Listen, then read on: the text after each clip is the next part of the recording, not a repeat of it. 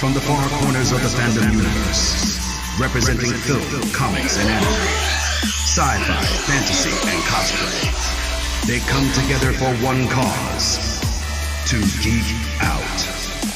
They are the Council of the Blurs. Blurred powers unite. Engage.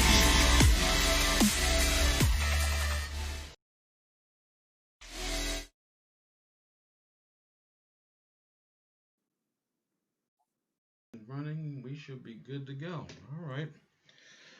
What's going on, ladies and gentlemen? Welcome back to another episode of Council of the Blurs. I am, of course, your host, Kendrick Gray, the Dreadlock Blurred, and I am joined today by HB Gibson. Yes, sir. How's everyone doing out there? Dark Angel 29. Hello. And we have a special guest today. Jazz is going to be joining us. As soon as she get her mic's issues figured out. Kim is not going to be joining us tonight. She is actually not feeling too well. So she'll be sitting the show out. Hopefully she'll be commenting in the comment section if she feels up for it. So, just going to send her good vibes and stuff as she's at home recuperating and stuff. Real quick, What's up, Daryl? Thanks for joining in the stream, joining in the chats. As always, I got to do the shameless plug. Like, share, comment, and subscribe to the channel. Hit the bell right next to the subscribe button so you know when we go live or drop another video. We can also be found on Twitch. Well, not yet. We're going to be working on that. But we can be found on Instagram, our Facebook fan page, our Discord, Patreon. Our Patreon is still being built up. Our watch party will be up there soon, as we also gear for another watch party. And yeah, that's pretty much it. You can also follow us individually if you like. We all have social media info in the description box or on our YouTube channel, so feel free to follow us individually if you like. We are always welcome to questions. We are also welcome to suggestions on things you would like for us to talk about in a future show. So please feel free to send your suggestions to us, whether it's through Instagram, Facebook, or Discord, or even our YouTube, even in the YouTube comment section. I think YouTube made a mistake in getting rid of the message box. That was such a good thing, and they got rid of it. I don't know why they did that. But I didn't realize it was gone. Yeah, I think they got rid of it. When did they get rid of it? I feel like they got rid of it like maybe 2 or 3 years ago. They got rid of it. Probably because people barely check their messages unless you're like someone who had like a lot of traffic or something like that. But I thought it was a pretty good tool, but it is what it is. All that being said, again, be sure to like, share, comment, and subscribe to the channel. All that being said, we're just going to get right into today's topic of discussion. This is kind of piggyback off a show we did a while ago, which kind of dealt with toxic fandom. Yeah. This isn't really going to delve into much of that because, again, we already did that. But this is going to be something a little bit more nuanced, so to speak. 2020, let's be real, 2020 has been a crapshoot of a year. Lord have mercy. Now, all of it is not entirely bad. Some of us have some pretty good moments, but there are definitely moments where the bad, for some people, the bad kind of outweighs the good. Yeah. From people we've lost before the pandemic itself happening. Right. Politics right now is a total shit show. So, yes. There's that to consider. But what we want to talk about specifically deals with the geek and nerd community. We mentioned the last show about society slowly losing its grip on reality. And it's become ever more apparent this year than any of the past years. And we've seen it a lot, mainly in the geek and nerd community. Now, what I will say though, I'll give credit where credit is due. I think toxic fandom has kind of died down to a minor degree. I haven't really been seeing too many toxic, too much toxicity out there in the geek and nerd world. I still see it, but I haven't been seeing much of it. And again, this kind of again, this kind of follows suit in what we talked about with toxic fandom. First we Mm, talked about toxic fandom. Then we talked about the nostalgia police, the people who can't let things move on or let things go mm, because they're still hanging on to things of the past, which in a world where time moves forward, mm, things have to progress to a certain degree. right. So, again, we're going to discuss, you know, we're going to talk about certain examples of, people kind of slowly losing touch with reality to the point where they fail to see how the way they're acting or the way they're behaving is having an effect on things in the outside world. Mm. Now, Harold, as a person who is a pretty substantial cosplayer, what would you say has been some pretty egregious examples of people losing touch of reality here? I think people who, for some reason, like when they put their costumes on, it's okay to get into character, but take it down a notch. Mm-hmm. I've seen individuals who, of course, will remain nameless. Mm-hmm. They really think that they're Super Saiyans. Oh boy. They really think that they're Super Saiyans. I'm like, they. I mean, like I said, I can appreciate the theatrics and everything, and it comes with being a cosplayer. But some people just tend to overdo it. And I also have seen in cons. One example was a particular person who was dressed up as, dang, if I even say the character, people are probably going to know who it is. Mm-hmm. I'll just say that it was a certain green character, okay? And let's just say that he kind of took his role a little too serious, and it really annoyed a lot of people. I mean, I understand, dude, that you're in character. I understand that, but you have to dial it back because then you start to become a little bit borderline creepy, and then security gets called. Mm-hmm. All right, so I've seen someone dressed up as the Joker. I don't even know who the person is, so I can say Joker. And he was just super creepy. Dial it back, y'all. Okay, you're all wonderful cosplayers. You do a great job. You put on the costume and you kill it. I see you. Trust me, I see you. But there comes a time where you kind of gotta dial it back. Purple Mm-hmm. personal bubble respect there. And it's funny that you mentioned that because I think about over the past couple of years because I mean geek and nerd culture has always been a thing. Yeah. That just goes without saying. But it kind of gets to this point where those who are involved or a part of the geek and nerd culture wanted to stay just that way. They wanted to say like it belongs to us. Yeah. Now I get it. I understand that. Mm. You were part of the group when before the group became cool. I get that. Mm. It happens to every social group. It happens to Yeah. every movement. That's just the nature of human civilization. That's how it works. Right.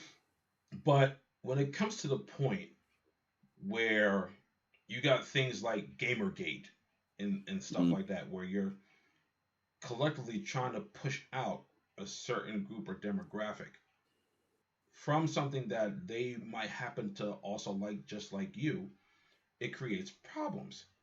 Now, one I know is a big thing, especially with the Gamergate, where it was essentially a group of angry fans that were trying to push women out of the gaming industry, and then it's Mm. like girls like video games too. Like I thought you knew this. I don't understand. So it's almost like no, video games are for us. It's for guys. It's like No. no. Didn't you just spend the better part of your life wishing that girls liked video games? And Or, that's or you just wish that your girl would just let you play video games and not pay attention to her. see now that brings up an interesting point, because I mean today it's almost like we don't know. I mean, I don't know too many guys. I don't have too many guy friends that were like, I just want to play my game by myself and not talk to anybody, especially my girl. I don't know too many guys like that. I'm not saying that they don't exist, because they definitely do exist. They're definitely out there. But Oh, please. Do you have any idea how much I wish that she would pick up the control and be like, I got this.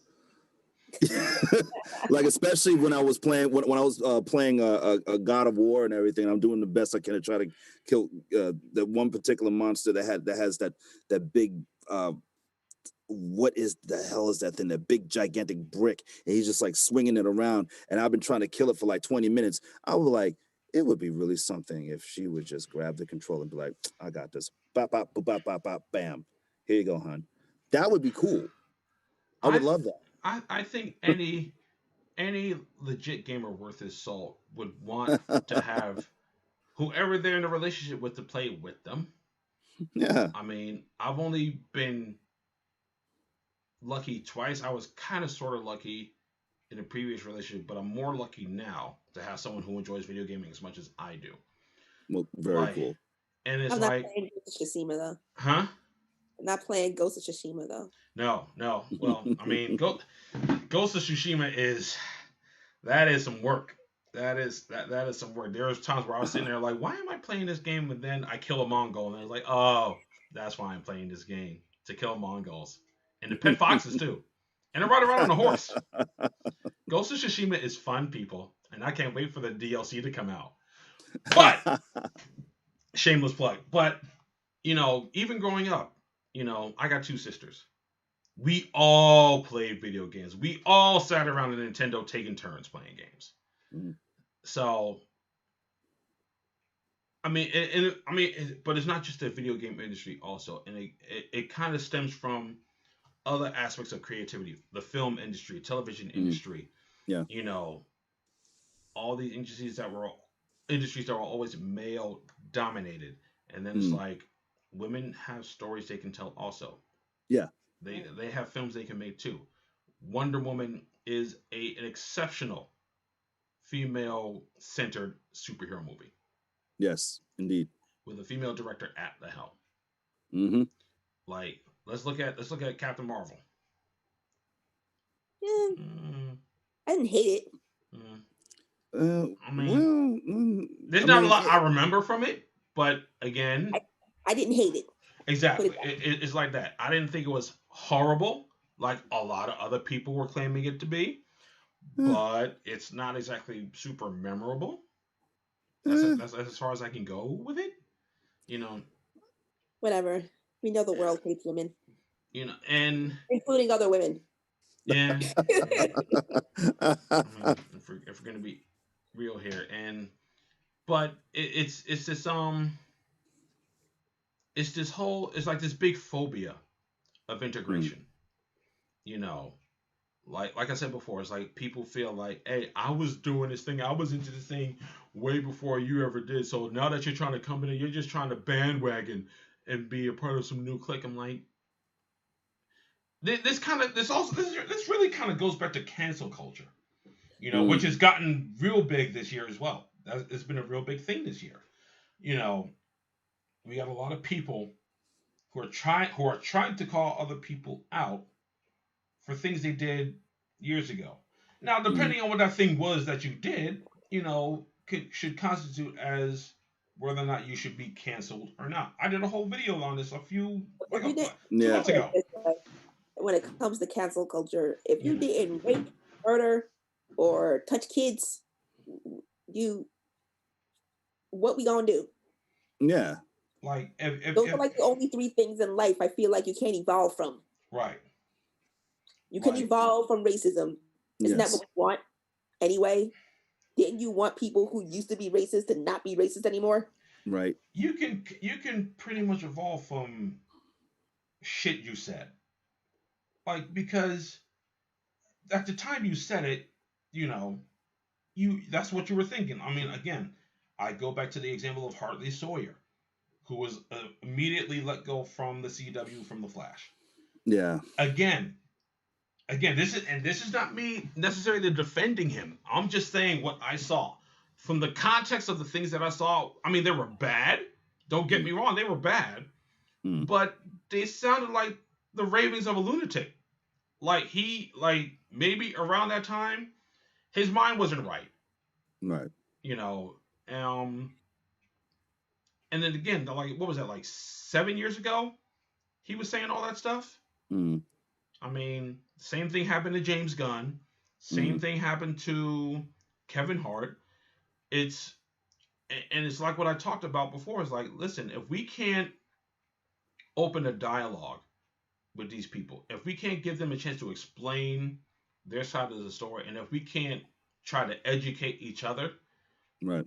then cancel culture is just bless you. If someone just sneezed, I don't know if someone just sneezed, Okay.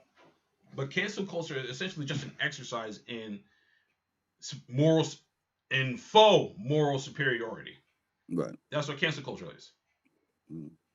You're just trying to prove that you're better than somebody else, but you're not really proving anything. You're Yeah. exposing. Yeah. Yeah. Like you're just like you. It's this false sense of power that you can just destroy somebody's career by Right. just digging up dirt. And I mean, understandably so that what said person said might not have been that cool, but who are you to play judge and jury? Right. Seriously. And then it's like, what do you necessarily get Hmm. out of exposing somebody to cause them to lose their job? What exactly does that do for you? I mean, does it make you feel good? I mean, like, does it make you feel like you have some kind of power? It's like this. People in this day and age. I'm just going to say it. In this day and age, and it's very in the nerd community. Let's just say it. Let's just say it for what it is. As we were coming up into comics, into video games, and everything, especially like back in the '80s. All right, it was almost taboo for people to find out if you were into comics and anime and stuff like that. It was a weak, nerdy thing, and you got picked on and stuff like that. And then when you get older, and all of a sudden everything starts to be, you're older now, you're an adult, you got a grasp on life and everything, but still you're kind of scarred from how they treated you when you were younger and Right. everything. So you have this feeling of like you have to like redeem yourself, or uh, you need to feel powerful, or maybe you still haven't gotten over when you were picked on when you were a kid. So all of a sudden, oh yeah, this whole geek culture and this nerd culture is big now. Oh yeah, I know this, I know that, I can do this, I can do that. You start to build this false kingdom in your mind, Right. in this geek world, like, oh, like you could just, now you can look down on somebody just because you happen to have a collection of every single issue of Daredevil in the world, and you're just so Daredevil up and down, and you're just an expert on Daredevil and everything. And then somebody comes along, and all they're watching the show on Netflix and everything, and they're really, really enjoying it, but maybe you didn't because you're such a stickler for the comic books. Now all of a sudden you're this big, knowledgeable, expert, god of Daredevil comics, looking down on the person, Got looking it. down on the person who is enjoying the series and everything. You want to rain on that person's parade, trying to berate them and everything, saying like, well, you don't know anything about Daredevil because you're this, now, yada, yada, yada, yada. But it could also be reversed, because that person who is watching the Daredevil show, all of a sudden, they didn't read the comics, and they're this expert now on superhero shows and on what's good and what's not good, and it could be reversed. Right. It's a feeling of helplessness. It's a feeling of weakness, and we and that's where the whole reality thing is. In reality, you're weak, but in your mind, as geeks, as a lot of geeks are, we tend to fall into that fantasy world, and we hide in that fantasy world. and when we a lot of us when we put on the costume, it's almost it's liberating. But what are you going to do with that power of liberation? Are you going to have fun with it? Are you going to use it as a shield? Are you going to use it to annoy somebody? What are you going to do with it? Right. Don't allow it comes with it. It's a self-esteem thing. Don't allow a low self-esteem turn you into a jerk. It's almost like every superhero or supervillain that you've ever read about. I mean, how many times have we seen the story of the weakling who was bullied, who was treated wrong, and then all of a sudden they got this formula, and they drink the formula and they turn into something else. They turn into this tyrant, and they get just like wreak havoc and revenge and everything. Don't be that way. Don't be that guy. All right. Get a reality check. When you put on the Goku costume, you're not a Super Saiyan. Chill out. It's all right to retreat into that world when you're not feeling good, but just know that there is a real world. You're in the really, really, really real world. Okay. If I can quote the character from The Crow, like if God forbid anything happens to you, it's just the real, real, really world, man. There ain't no coming back. There ain't no coming back. All right. Have fun, but remember that there are others that you have to consider, and respect them, respect their thoughts, respect their point of view. All right. There you go. Real quick, just to jump in the chat here, Kim actually popped up. She said she's popping in between meds and stuff. She said, I do too many gaming marathons where I block out the world myself, so I can see where someone will be fighting for my attention. I was like that when I was a kid. I would like zone in on a game and just like tune out everything else. Like that's back when you jump on the game at like 4:00 and then like you turn around and it's like 2 a.m. Like that. It was like yeah. Technically, it's still like that now. Actually, that ain't really changed. So, Smoke and Mirror said, "I just want to argue with my girl about which anime character is the strongest." That's a fair argument to have. Daryl kind just agree to disagree, okay? Yeah. Daryl kind of went off topic here. Asked me if I'm getting the new Mortal Kombat DLC with Melina, Rain, and Rambo. Of course I am. Like, what kind of question is that? Kim also said, in addition, women are the harshest critics of other women in the nerd and geek realm. That is true also, unfortunately. Actually, in any realm. Yeah.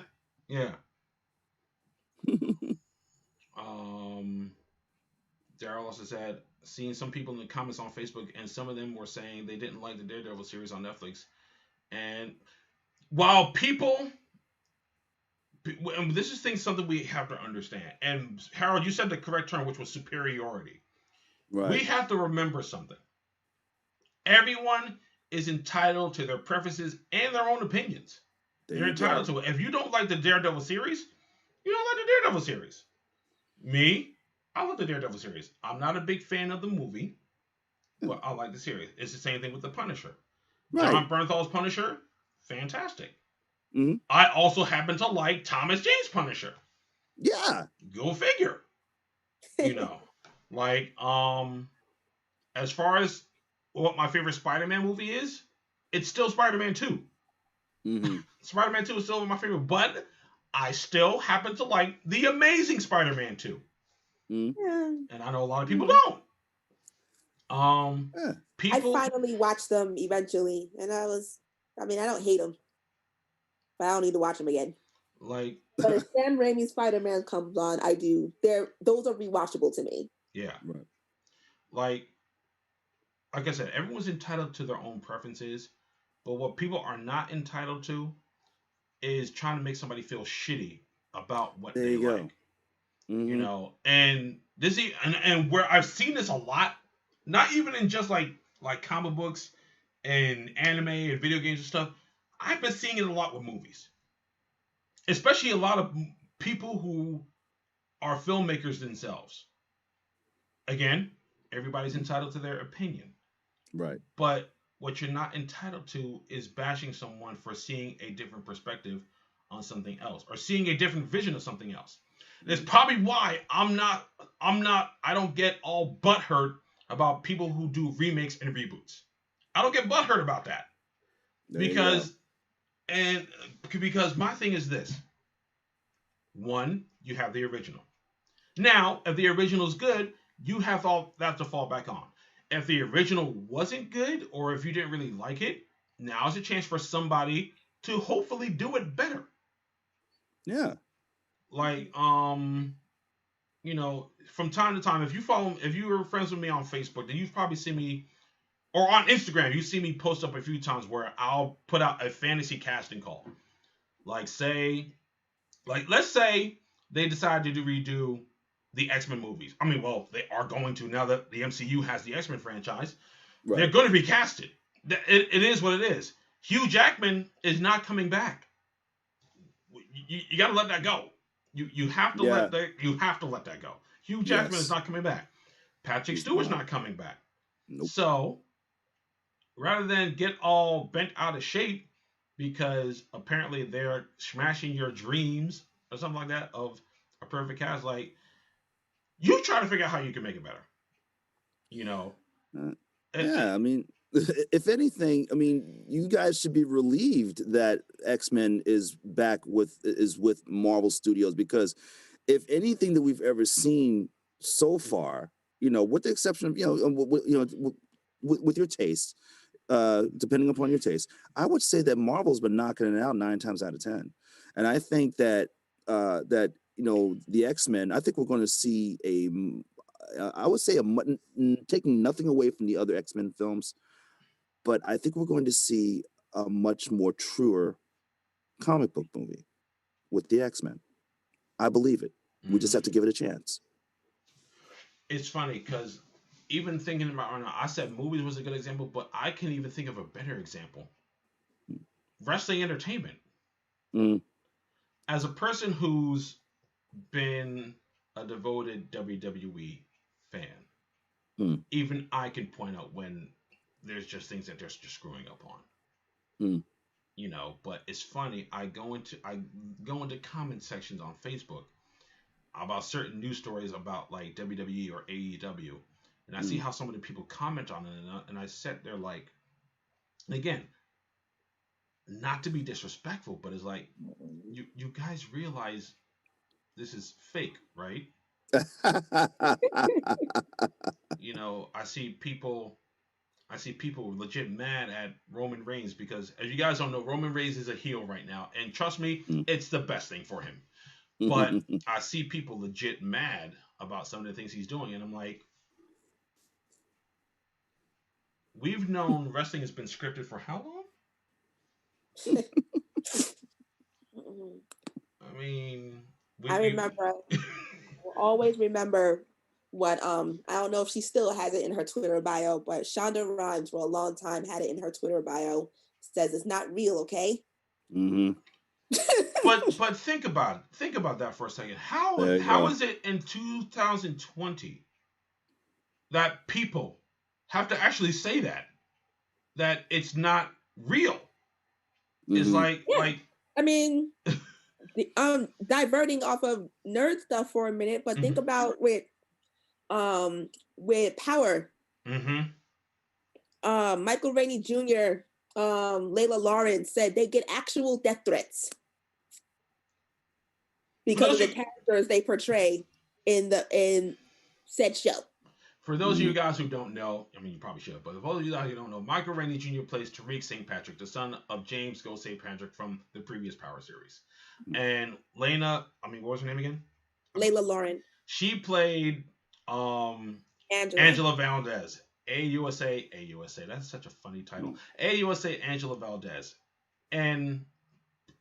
But you know what? Those are not the only 2 examples. The kid who played Joffrey Baratheon from Game of Thrones, getting death threats because of how good he was at playing Joffrey Baratheon. It's like, people, I get it. You're impassioned. It's what you live for. Whatever day it comes on, if it's Sunday night, Saturday night, is what you live for. Yeah. And then there's the other thing, people who I guess who are enemies or hate each other in the show, but they're friends in real life. Mm. And people get all mad about that. It's like, people, come on. Like, It sounds a lot like said viewers who have issues with that sort of thing have probably some deep rooted issues within themselves well, that they live to see this. They live in this world where it's like, you know, they're so passionate about XYZ show, and it's like it's their life, you know. There's a life when you turn that TV off, the world is still turning. Bills still have to be paid. The guys and gals that play your favorite characters go home or go to a bar, go somewhere. They eat, they go to the bathroom, they have lives, they have children. Some have children, some have girlfriends, some have boyfriends, they have, you know, husbands and wives and everything. They have real issues, they have real problems. Yeah. You know? Oh, what was the other one? With Logan and no, not Logan. Endgame. The young lady who the little 7-year-old girl who played Robert Downey Jr.'s daughter, and I guess that was her first, like, you know, role that's the first role she got where she was recognized. Uh-huh. And grown ass adults calling her a brat because stranger danger still exists when you're a celebrity child. Yeah. It's amazing. And Harold, you and I both know this from being YouTubers, how brazen a lot of people can get, brazen people can get in the comment section. Right. And it's you know, I rarely respond to mine. I rarely respond to mine unless it's someone who makes like a conscious, you know, coherent comment that I can actually have a legit dialogue with back and forth. These people, and again, I'm not trying to be mean here, but guys, this is real life, you know. And if this is the only power, if this is the only thing that makes you feel powerful, if this is the only power that you have to type on a keyboard to tell somebody how wrong they are, or this person sucks, or that person would make a terrible Hawkman, or why does Hawkman have to be black and stuff like that. If that's the only power that you got, man, do you? And like, Lord, again, have mercy. Don't get me wrong. If that's your opinion, that's cool. Yeah, but you got a right to opinion. Yeah, you gotta also respect other people's opinion. Right. I mean, when it comes, I will admit, if it comes to switching races or genders of certain characters, I may feel a way about it, but my life is not ruined. Right, exactly. There you go. like, look, man, like, listen, you know, and I've become a little bit more open to it as days have been going by. Like, if I were younger, I'd probably have a problem with it. For, like, instance, when Michael Clark Duncan was casted as the Kingpin for Daredevil, I was like, okay, that's different. Yeah. But at the same time, it's not like the world ended. Like, actually, I thought he was pretty good. Exactly the point, and that's my thing. He was pretty okay. Now, is he Vincent D'Onofrio? Absolutely not. Yeah. Vincent D'Onofrio's Kingpin is, like, seriously. But again, it's not going to destroy my whole world if they change. You know, if they change things up. Like, now, listen, don't get me wrong. There are moments where I feel like, you know, changing an ethnicity or changing a gender may not be necessary, but I still roll with it. Like, I'm still good to go. Like, I'm still gonna go see it. I mean, if anything else, like, you know, like, for instance, like the fact that I forgot the gentleman's name who they casted as Hawkman. I'm forgetting his name, and I know him very well. But, you know, I mean, to me, it's not a big deal. You know, it is what it is. You know, Like, as long as it, and this has always been my thing, and people have heard me say this before on my channel. As long as it fits the narrative to some degree, I'm good. I'm good to There go you with go. it. Like, There you go. like it's like when people were talking about, does Superman have to be white? Technically speaking, yeah, because the Superman that we know that we grew up with is a full-fledged white guy. Now, that's not to say that there aren't black Supermen out there, and this is the one thing that I think messes a lot of people up because they get so butthurt and so distraught about these things or that these articles that keep popping up. But then it's like, did you do a little bit of research? So if you did a little bit of research, you might learn a few things that might change your mind. Now, I'm not saying that doing the research is going to make you a better person, but it's going to at least it's going to hopefully give you some context to what you're thinking about. Yeah. There are plenty of there are definitely different versions of Black Superman. There's Steel. There's Val-Zod. There's President Superman, who is literally modeled after Barack Obama. So there's a lot of things that you can pick from. Don't get so bent out of shape, and don't be so quick to shut something down because it doesn't fit your narrative of what you want to see or what you want to read. Well, with all due respect, actually, Superman is actually a Kryptonian. If we actually look on Krypton, that there are different parts and places. There's an equator where there are dark-skinned Kryptonians that could be looked upon as being black, but they're actually Kryptonians. To tell you the truth. You know what's so funny about that? Yeah, Kryptonians don't exist. So calm down. You know what's so, what I'm saying? That's exactly what I'm saying. But you know what's so funny about that? And this is kind of one of the things that I give Man of Steel credit for, is that you didn't just see just a whole bunch of white people as Kryptonians. They had different ethnicities up there too. But as Tony just said, they're not real. Kryptonians don't exist. Saiyans don't exist. Now, here's the thing. Martians might exist. I don't know. Here's the thing. It depends. Sometimes it just makes no sense to switch a character. Some characters, I don't care if you switch ethnicities. Right. Or genders. And then some characters, I do care if you switch ethnicities or genders. Yeah. Now, if we're talking about, let's talk about Hawk. Let's go back to Hawkman, but not in the comics. But let's go back to Hawkman in the Flash. Right. And Legends. Right. And his name was different. It was like Prince Khufu or something like that. Yeah. No white dude should be named Prince Khufu. They should have cast a black man to play Hawkman in that case. In that instance. Now, like they did right with. I mean, this is kind of us nitpicking right now, so bear with us real quick. I mean, they did right with casting Hawk Girl. Kendra Muno Saunders. They did that. Yes. But I was with Tanya on the same thing too, like Prince Khufu, huh? I don't see a Khufu. Yeah. I don't see a Khufu on his skin. I mean, I don't know.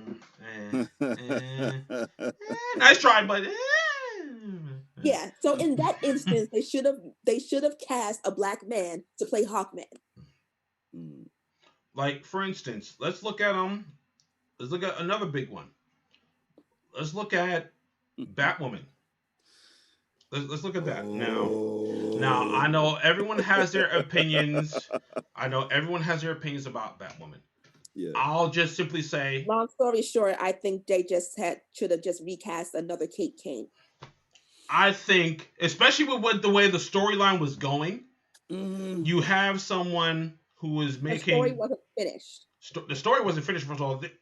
You don't just introduce a whole Bruce Wayne at the end of the series and then just going to go into the next series without Kate Kane in here. Like, come on now. See, now again, notice that we're not losing our minds over the subject, but there are things that we are pointing out that don't make sense.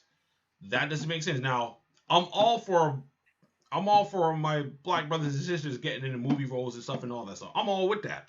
And I can't wait to see what this young lady does as a new Batwoman. But Kate Kane's story wasn't finished. No, it wasn't. All you just had to do was recast her, say she needed a new face, and you could have kept it moving. Right. They didn't even have to do that. They could have just recast her. That's true also. Yeah, that's true. Real quick, jumping back into the comment section. Daryl says Mustafa Ali became heel this past Monday. Yeah, that was pretty cool. I mean, it kind of looks like they're doing things right. Kim also said, "Go vote, please," because again, just to go off a little bit off topic here, we watched the vice presidential debate last night. It was a lot more civil to a degree than the presidential debate, but Kamala Harris was definitely giving off black mom vibes. She was really not trying to hear all that. She was, and the star of the debate is Jeff Goldblum. He's the star of the debate. Yes. Jeff Goldblum was the star of the debate. That whole fly just sat right here and camped for like a whole 2 minutes. I had a ball with that. I had a ball with that on Facebook. I was having a good time. But Daryl, here's the thing you gotta understand: people are really gonna be mad just to be mad, because that's the only thing they know how to do. They just know how to be mad. They just know how to criticize and try to tear down something without understanding context and nuance. And that's been my big thing for like the past couple of months is context and nuance. If it fits into the narrative, I'm good to go. I'm straight. If they find a way to nuance it, I'll be good to go. Again, Thanagarians are not real. There are no people with wings on their backs with maces flying around beating the shit out of people. They don't exist. Okay. Are we gonna? Can we go back a little bit with Titans and Starfire? Right. Oh yes. Okay. So this was my issue with Starfire. And I don't even watch Titans, so I didn't care that much, but I do care about makeup and how Black women look on television. So, there aren't, for Anna Diop's skin tone, there aren't that many makeup artists and makeup brands that would have adequately covered her skin tone. Agreed. But they do exist. And we know Hollywood is a little lazy. Sorry.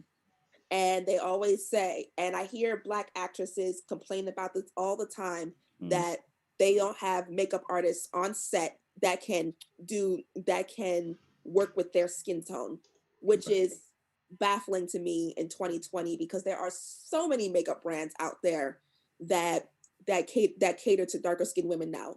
But anyway, so I work with I do body art. I know about, pigmentation on different skin tones and all of that. So yes, I will say, quote unquote, it is easier to, if they were going to do, I've never even seen her in full orange makeup. I don't even think they went that route, did they, babe? No. All right, but if they were going to go that route, I will say that it is quote unquote easier to paint someone who is lighter or white in that full orange getup. However, it is not impossible if they were going to do that look on her. It is not impossible to get that. It would just take more layers. It would take more time. It would take more layering, and it would take more skill to get to achieve the desired look. Right. It's amazing. And again, that kind of touches on what we're talking about right now, is on people losing touch with the reality. Is the fact that, there are so many ways that could have worked. I mean, don't get me wrong, the Titan series is great. I enjoyed it a lot. Yeah. I enjoyed the Titan series a great deal. But at the same time, I understand, when you're on set, you're on a time crunch, and if they don't have the time to put all those layers on a darker skinned girl, then yes, you might want to get somebody who's a little lighter or someone who's Caucasian, so that you can get that coverage and get that look. You don't want the black girl go on set and be in this film looking crazy. Right, of course. So you either you either take the time to accommodate what you would need to do for her, or what someone would probably do is what another producer would have probably done is got somebody lighter or white so that it would be easier to paint on them. And that's unfortunate, but it is kind of true.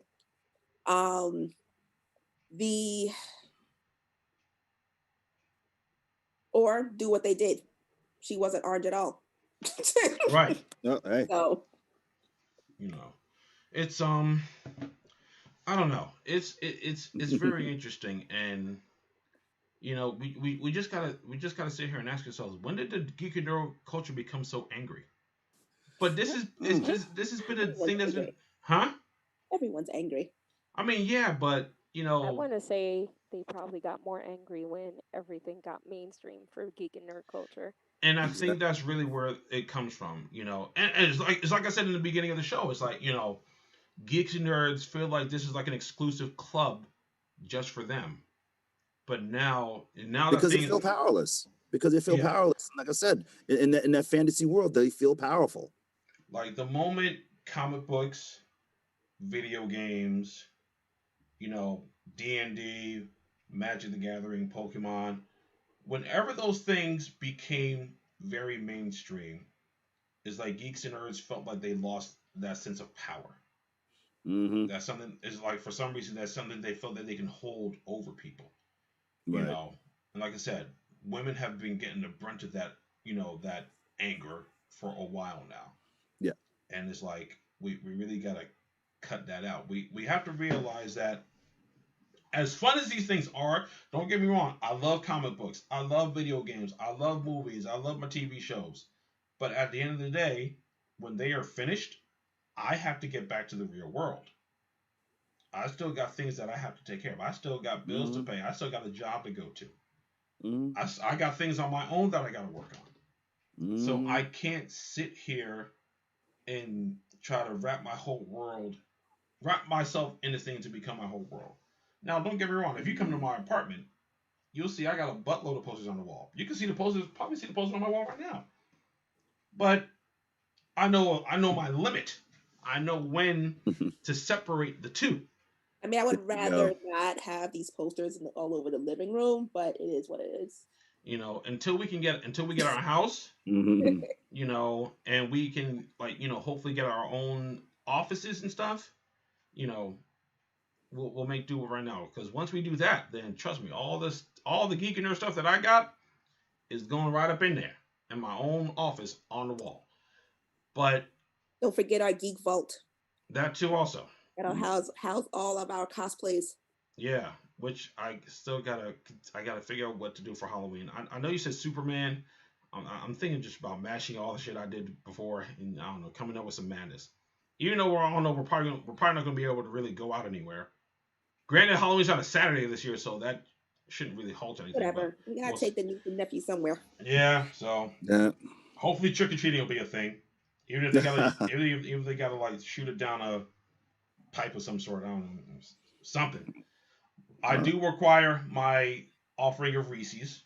So anyone watching, I need some Kit Kats. Thank you. An offering of Reese's. Any Reese's is all good.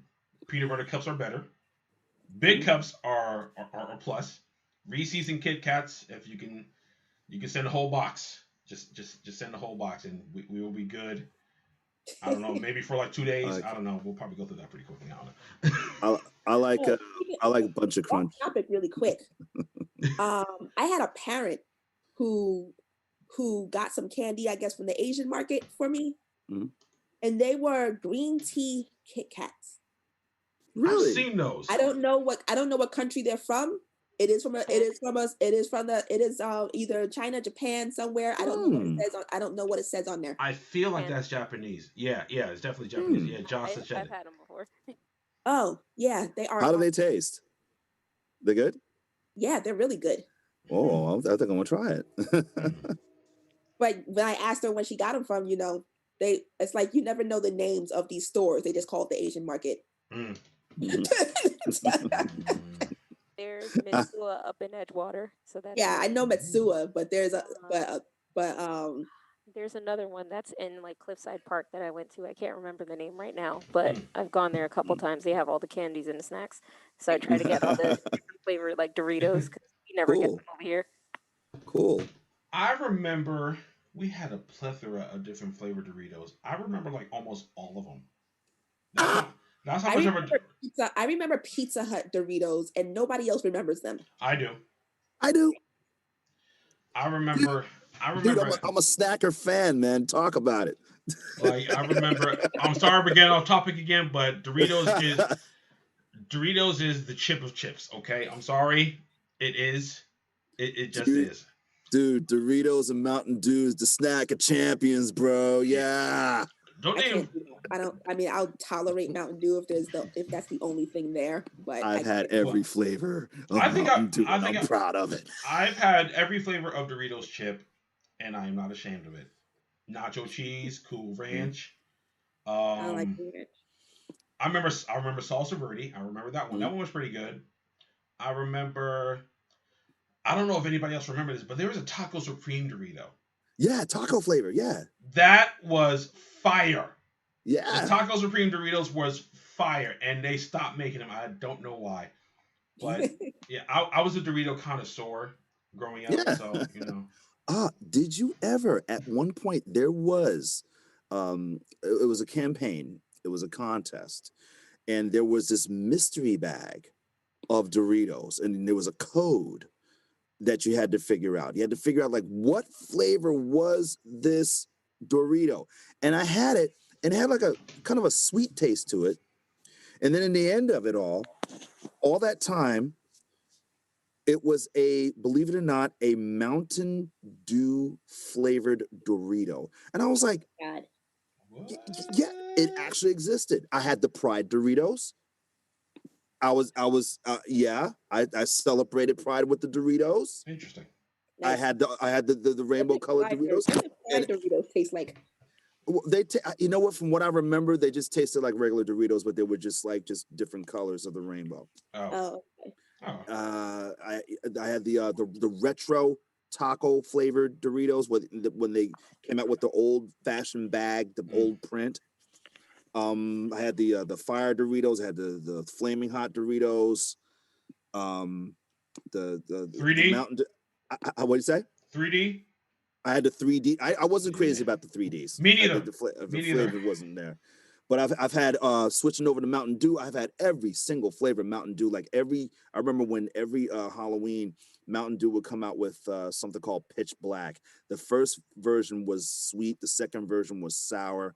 Then they had this Mountain Dew campaign where they were had 3 different flavors out, and you had to vote on which flavor that you liked the most. I had them all, man. Oh God, what a life I have. So Doritos is life. Doritos is life. Just so that's what you can gather from this conversation, that Doritos is life. Okay. But again, getting back on topic here. I don't know. It'll probably be a good while before people can jog themselves out of this mindset that geek and nerd culture belongs to them officially, and it doesn't. I don't think it's ever going to come out of that. It's probably not. It never will. No. It's like the same thing with people who are into sports. Like, if you get into a team, I was raised by this team. I know this team. I know the management. I should be the manager. And they just stay stuck on that whole path. It's just, it's never going to stop. It's like Harold said before, it's like a weird entitlement everybody feels to the thing that they liked when it was on the ground floor. Mm-hmm. So I'm not gonna lie, I'm one of those people when I go to Hot Topic and I see people walking around wearing Inuyasha shirts, where I was made fun of for liking Inuyasha, but then now everybody's rocking gear, and I'm like, if I wore something years ago when I was on the ground floor with it, or Full Metal Alchemist, I was made fun of. So it's it's one of those. It's that whole bandwagon thing. It's you kind of feel disrespected, which I understand because you were made fun of it for it. But at the same time, you should be happy that the thing that you liked and the thing that you loved is getting more recognition. Now, it's still popular now. So you should be happy that more people are getting into it. Because then guess what? Then there might be a spinoff. There can be a continuation, like there is with Inuyasha now. The popularity stayed. So it's be mad, but don't get all like, I don't know. Don't turn into a mob about it, basically. Yeah. Yeah, like, don't be like Maxie Zeus or somebody and just trying to like exterminate all other people. Look at this shirt, guys. I just recently got this shirt back. These shirts I rocked all throughout high school. Like literally all throughout high school. I had like a buttload of these shirts. Did I wear shirts like this in middle school? No. Like, whatever I was into that was geeky or related in middle school, I didn't really talk about unless I talked about it with my friends. Once high school came into the picture, I just said screw it. I just started repping. And I feel like that might have been the time where things like these were starting to become a little bit more mainstream. You know, because I remember being a kid and people were asking me about certain things like this or talking to me about certain stuff. I'm like, I have no idea what you're talking about. The after school program that I worked at as a freshman, I only knew a little bit about Dragon Ball Z. I didn't know a lot about it, but I remember a kid there asking me a whole bunch of stuff about it. Did I know this character? Did I know who Frieza was? Did I know who Goku was? I'm like, I don't know who these people are. Until summer of 2001, when Toonami really became big and Dragon Ball Z was at the forefront, and then I was all in. I was always a gamer before that. I'll always play video games. Like, I'll probably play video games a little bit too much, probably. But, you know, comic books and things like that, again, that didn't start like around, that didn't start for me until like around high school. That's when I really started to get into it. And like you were saying, Josh, is like one of those little like secret clubs and stuff that is now open to everybody. And as opposed to being super butthurt about it, we should be happy that more people are embracing it. You know, it's funny what you're talking about, Harold, about you know, people being fans of like one thing but not being a fan of the other thing, or feeling like they're like a superior expert about something. Right. Let's look at the MCU. Now, as a person who's not a big Marvel fan, I majority of my comic books consist of DC and other titles. Like I maybe got a few Marvel titles in there. But just like you said, after watching like a lot of the like MCU movies, I just went back and researched these characters. I just went back and looked them up because I maybe had like a vague idea of who these were, like Captain America, Iron Man. Iron Man, I didn't really know nothing much about Iron Man except from when I watched the cartoon. Right. And then when Robert Downey Jr. came in and he did his thing, I was like, I'm going to look more into this guy and see what Iron Man's about. And that's when I learned, you know, his history of alcoholism and the many different suits he's made over the years, the Extremis suit and things like that. You know, I feel like this is what's supposed to happen. If you're really passionate about something and somebody else is trying to get into it also, this might be your chance to educate them. Yeah. Maybe like suggest things like that. Which is why probably why I like a lot of the comic book, you know, YouTube channels that are on there, like Comic Explain, Comic Storian, Variant. Yes. You know, I think that's why I watch a lot of those guys, because they're not like out there trying to like tear people down who are trying to just now get into this stuff. Because every single day people are getting into something geek and nerd related, whether it's a small degree. And let's look at all the kids today. You know, all the kids that are busy with Fortnite and Overwatch and things like that. Granted, they're all a lot of adults, but if anything, you can learn a lot from kids. I don't see any kids shunning anyone from wanting to play Fortnite or Overwatch. In fact, the class I work with right now, we have to stop them from talking about it in the chat because they're constantly, you know, trying to add each other or talk about playing the next game. That's kind of how it's supposed to be. You know, like, don't get me wrong, I am in no way, shape, or form an Xbox fan, but I'm not gonna poop on somebody that's gonna go get an Xbox. Go right ahead. Right. You're gonna play. Like, play all you want, you know. But I don't know. I mean, what do you guys? That I felt a little bit of a way when Black Panther came out. Right. And then when Infinity War came out, you know, people were saying, well, I'm only going to watch it because Black Panther's in it. And I'm like, well, Black Panther wasn't even the first movie that Black Panther was in. You know anything? If you knew anything about anything, you'd know that. so I admit, when Black Panther came out and everybody got all hyped about it, I felt a little bit of a way. Like, I didn't like the bandwagoners that day. I mean, during that moment. You know, it's funny because, I mean, just to even piggyback off of that, you know, certain people saying that they're only going to see or read or watch certain things because such and such is in it. I'm like, that's cool, but why not embrace the whole thing? Like, I think I remember years ago, my stepmom saying that she only watched The Matrix because of Lawrence Fishburne. I'm like, that's great, but why not watch it for the whole story? Oh, I watch movies because of certain actors, but then I usually become interested in the entire story. Right. So, I mean, I told you why I had zero interest in watching Supergirl. Yeah. But then Superman was coming, so she had to get her Tyler Heckler thing. Went back and watched the first season. And then I got mad because then we find out that at the time he was only going to be on one episode. Right. But then I'm like, well, I like the show now, so I guess I'm going to continue watching it. She had to get her Tyler Hoechlin fix in. So that reminds me of my aunt. That reminds me of my aunt when The Empire Strikes Back came out. She only took me to go see it because she had a thing for Billy D. Williams. So. You know, so I'm like, your boy wind up liking Star Wars though. No, I'm looking at it. Yo, I was looking at it like, well, your boy Billy D. Williams betrayed my boy Han Solo. All right, got him all frozen in carbonite and everything. Go ahead. But I'm saying, I watched it because of that, but then I wound up actually liking the show. I think it's cool if you're going in to watch something for one aspect of it, okay, I think that's okay. But I think it's even better when you end up liking the whole entire experience, whatever it is that you're watching, reading, or playing, and you know, you become a big fan of it. You know, it's I don't know, like, I guess the question to ask right now is, what do you think, if there is a way to kind of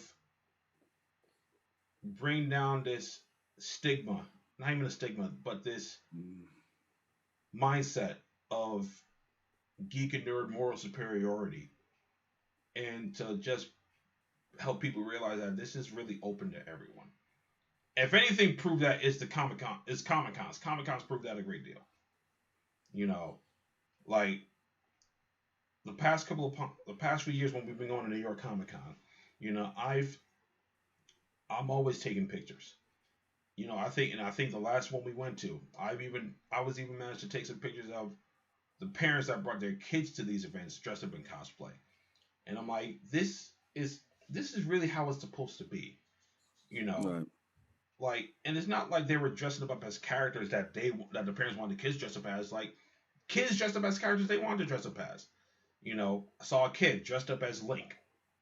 I saw a kid dressed up as SpongeBob. Like, yeah. You know, we should be showing them how to really, really embrace what they like in a healthy manner. Right. You know, not to go too crazy with it. Now, granted, Fortnite is a bit crazy. You'll never catch me playing it. I'm sorry, you just won't. But I'm not really gonna knock kids that enjoy playing it now, because they get a kick out of it. So, what would you say, guys, would be a good way of trying to lessen this idea that I like this first, so that means I'm better than you, or you're just a fake fan, or something like that? What would you think? And it's a hard, and I know it's a hard question to answer because there's a lot of different. I mean, there's really not a lot of aspects to this. It's just like people just kind of being jerks. If I may quote the vision, our very strength invites challenge. Challenge incites conflict, and conflict breeds catastrophe. It's a causality. So I mean, I guess it goes with anything that grows too. Anything that grows too large is liable to become out of control. That's what I'm saying. There you go. I can understand that. I can understand it, but Josh, what were you gonna go say? Hold on, brain fart. Oh. It's almost like you have, like, everybody who feels that way wants to have their platform to essentially say, like, I know this stuff. So it's almost like you have to let them talk and just be like, okay, I see where you are. Yeah. And just agree with them. So if you just agree with them, even if you don't agree, like, don't fight. It's like dealing with trolls. Like, once you feed into it, then they just keep going and keep going and keep going. Yeah. So it's like, I myself don't care about Star Wars, and I tell people that all the time. And I'm like, hey, when I try to watch the movies, I fall asleep like instantly. Like, that's what happens. I know about stuff in Star Wars. I'm not saying that they're bad movies because you like it. I just know it's not for me. Right. I could watch Spaceballs every day. I could watch every parody every day about Star Wars. So I know stuff, but don't knock me for not actually watching Star Wars. Like, it's just not for me. I'm not judging you. I'm not saying that you're like extra nerdy, you're a geek or anything because you like it. So it's that whole, like, just accept what other people might be into. Yeah. Even if they're trying to say, like, hey, you're wrong for loving this live action adaptation of this rather than the original source material. And then you'd be like, okay, I'll like what I like, you like what you like. And then just, like, mute them, basically. It's just like, all right, we'll keep it moving. And then everybody will be happier. Yeah. There you go. It's funny because that's actually something me and Tony been talking about a lot lately. You know, not really so much with geek and nerd, culture, but everything outside of that. Like, we've pretty much, come to a point where it's like we can't engage in certain discussions or even arguments anymore, or just don't engage with certain people anymore because it's like you either really believe in what you're saying or you're obviously saying this stuff to get a rise out of people. Right. And it's like, I don't really have the time for that. Like, I'd much rather turn my attention and my energy to things that, are going to matter or things that are just going to make more sense.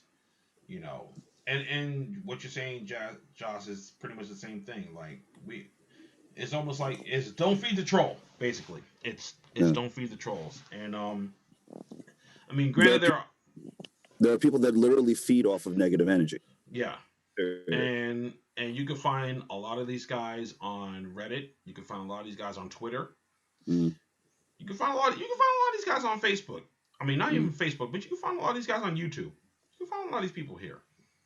So it's I think the one thing I could say to people, if you like what you like, just keep liking it. Go right ahead. Don't think that it gives you some kind of moral high ground because you feel like you liked it first or you know the most about it or whatever.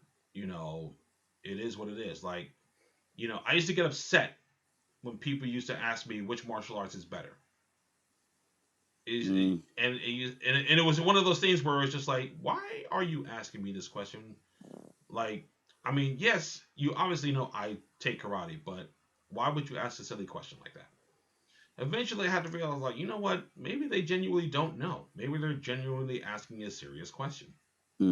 So I would just simply tell them, like my karate instructor told me, it's not the art that makes the difference. It's the person who's practicing it. Now, if they have something smart to say after that, that's when the conversation's over. So, it is what it is, But I'm forever going to be a fan of comic books, anime, video games, movies. I'm still going to be a proponent for reboots and remakes because in my heart of hearts, I just feel like if there's a chance that something can be done better, why not give them a shot? Like, I've seen too many people just lose their whole entire shit when they see a movie being remade or something like that. And it's like, well, I mean, first of all, you didn't make the original, so what are you upset about?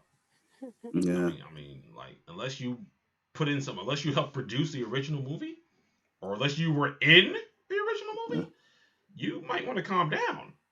And then right. Pretty sure producers and actors of the original thing don't care either. Oh, like I think I said this before in a video about this. Is like, people gotta understand, production companies are in the business of one thing: making money. That's right. So, and oftentimes they will go back to something before that worked, and they'll see if it can work again. That's it's right. It's no different from what they did with Star Wars. It's no different from what they did with any other big piece of a franchise. It's no different. That's what they're going to do. So if you hear someone talking about a remake of The Thing, a remake of A Nightmare on Elm Street, a remake of Friday the 13th, or whatever other reboots that have come out recently, they're gonna do that. I'll tell you right now, I'm not a big fan of the live action Disney movies. I tried to watch The Lion King. I couldn't finish. I couldn't. But I'm not going to knock them for doing that, because obviously someone likes it. So they went to go watch it. And it made Disney more money. Like, Disney doesn't have enough money. Right. Well, they're starting to hemorrhage a little bit, I think. Look, y'all can make all the live action movies you want. As long as you give me the Mandalorian, I'm all right. All right. Yeah. Just all other stuff. Just give me some more Mando, and then Marvel shows too. Let's get cracking on these Marvel shows. What's going on? What's happening with Falcon and Winter Soldier? What is the problem? Falcon and Winter Soldier. Well, we actually have a friend who works on the show, so maybe we should ask him. Oh, okay. Like, we're not going to tell you who it is though, because we'll tell you off air. Yeah. But at this point right now, folks, this is how things progress. Whatever is old becomes new again. The more things change, the more they stay the same.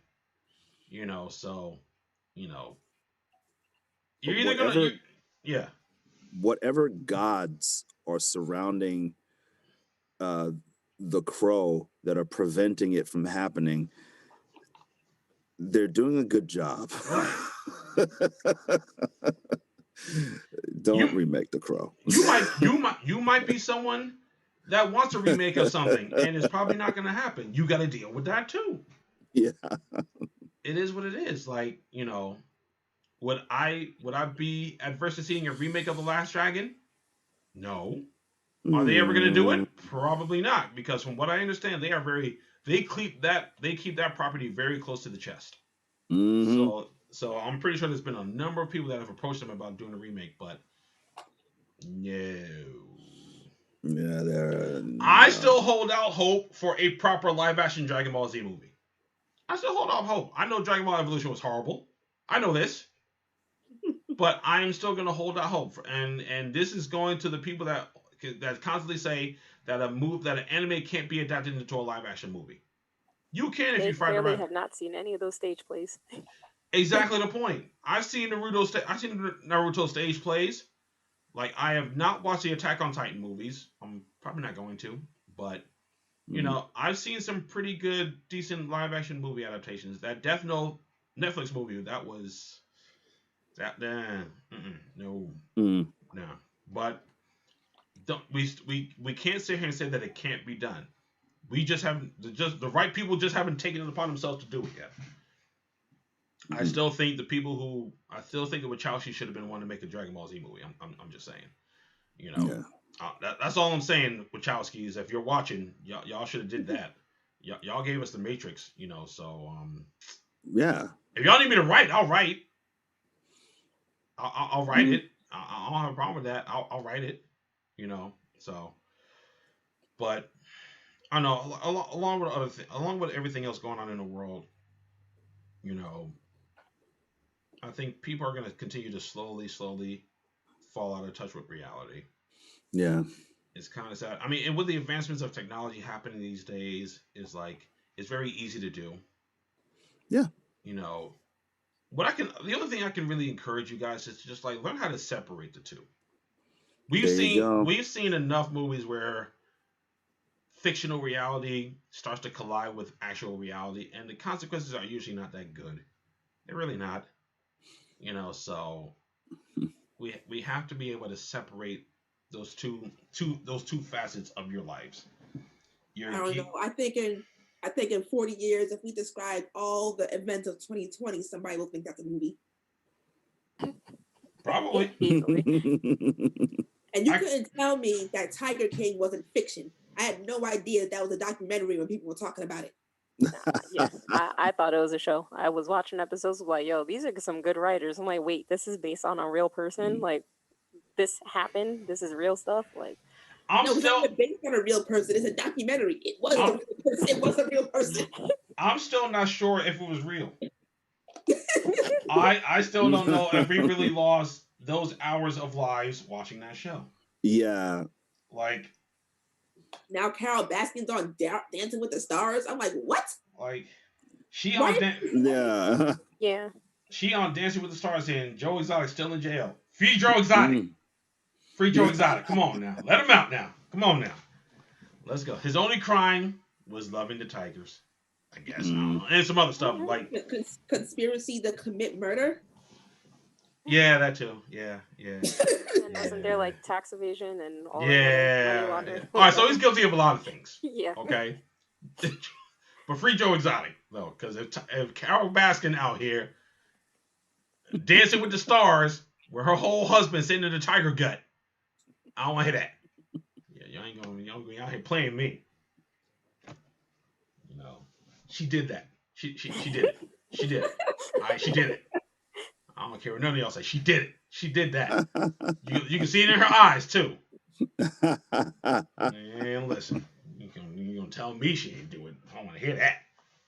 Cool cat and kittens my behind. I don't want to hear that. But okay. This is why people lose grip of reality. Yeah. There you go. It's all Tiger King's fault. Reality television is not reality, and people they eat it up. You think that's the reason why we got Trump? That's part of it, but again, that didn't help either. And they blurred and that's the thing. Reality TV blurred the lines so much that I think there's people that genuinely can't tell whether it's fake or real. And it's like, no, it's fake. It's all fake. How do you have multiple seasons of a reality TV show with the same people and think they're not, and they're obviously getting paid for it? They obviously got to create new storylines to a degree of some sort. They're not doing this for free. No. I don't know if I could ever go on a reality show. I feel like it's just exposing. It's like whatever issue, every relationship, every friendship, every relationship you have with your family or your spouse or whatever, there is some issue there. No one's relationship is perfect. Right. And the producers of these reality shows are just gonna shine a bright last flashlight on whatever issue you have, and it's gonna pick at it. Yeah. And that's one of the reasons why, and Welcome to Sweetie Pies, somebody was plotting to kill that lady, like her nephew or something. And then with these housewife shows, like, half these people are divorced, where they may not have gotten divorced if they had never gone on the show. Right. Or maybe they could have worked it out. Or, people in jail for tax evasion and all this up, or racketeering or something else, and where you probably would have got away with whatever you were doing if you weren't on this show. Exactly. Like what? Look, for you guys who don't really know, even talk shows are fake. Most talk shows. Like, I mean, Maury, yeah. That I got hit up to be on Maury. Somebody wanted me to be their baby mama. What? Oh my God. That was a few years ago. Oh Lord. I don't know. How much would they have paid you? I think he said like $200. I don't know. Fuck out of here with that. What? 200. No. I gotta be I'd be at least 500 or 1,000. Yeah. A show that everybody watch? Nah, man, not $200. I am looking. He's like, I have a chance to be on the Maury show, and I am looking for someone to play my baby mama. You need to accuse me of, being our kid's dad and all the other crap that Maury be doing. And yeah. Make sure your cardio is up, because you will be running. Make sure you can cry on cue, and make sure you can scream at the top of your lungs. Oh my goodness! These are all requirements. Yeah, then who's playing the kid? So what, is it like a double thing saying like neither of you are the parents? I don't know. Picture the kid. I don't know. Right. It's interesting to see how they actually put these things together, but I mean, and don't get me wrong, I watched my talk shows back in the day. Jenny Jones, Richard Bay, Ricky Lake. Oh. Yo, Richard Bay was Boy was the king. Richard Bay was the king right there, man. Yeah. Richard Bay was the man. Like, I don't know what he's doing now, but that was my dude right there, Richard Bay. I can always guarantee to laugh. Yeah, you had Geraldo. Geraldo, Donahue. Sexy Raphael. Yeah. Mm-hmm. Who else? Montel Williams. Montel Williams had his show too. Yeah. Dang, who else? I'm forgetting somebody. Jerry Springer before he got mundane and formulaic. Let me tell you something. You can't tell nobody that you can't be switching careers as many times in your life. Jerry Springer was a mayor, and then he had this ratchet ass show, and now he is Judge Jerry. Look, man, Jerry out here getting money. He getting money, and I'm not even mad at him. If people watching, whatever, he getting his check, so I'm not even mad. These judge shows. And when people even ask, like, how can you be a judge? And then that's when he revealed that he is a lawyer by trade. There you go. Oh. Jerry Springer. Asking, how can he be a legit judge? Because you have to, usually when you're a judge, you are a lawyer first. Yep. Yeah, right. He is a lawyer by trade. Look, man, Jerry Springer ain't stupid. He know what he's doing. Jerry Springer ain't dumb. What? He know how to make his money. What? Don't sleep on Jerry now. Don't sleep on him now. Don't sleep on him now. Hey, these court shows is fake. Court shows is fake too. Yeah, I said it. These court shows is fake too. Trust me. I don't want to hear that. I have a colleague who was on People's Court. He really was suing somebody. He lost. Oh. But yeah. What is real, y'all? What is real? There may have been some legitimacy back in the day. I mean, no, this was recent, but yeah, it's kind of faked. Yeah. It's real, but it's fake. And I'll put it this way. My cousin one season signed up for America's Next Top Model. Oh. And we didn't get that far because some crap happened and they had to shut down. But as they were preparing, they want you, they like, hey, you have to, like, we're gonna go past the camera now. You gotta look really excited and all this other stuff. And same experience when somebody I know was auditioned for The Voice and auditioned for American Idol. I knew a couple of people. And then I was just telling a friend of mine today, it's weird that we're even talking about this. We had signed up, my family and I had signed up to be on Family Feud. And yeah, it's like they want this fake over enthusiasm and all this other stuff. So it's like, I mean, it's real, but it's fake.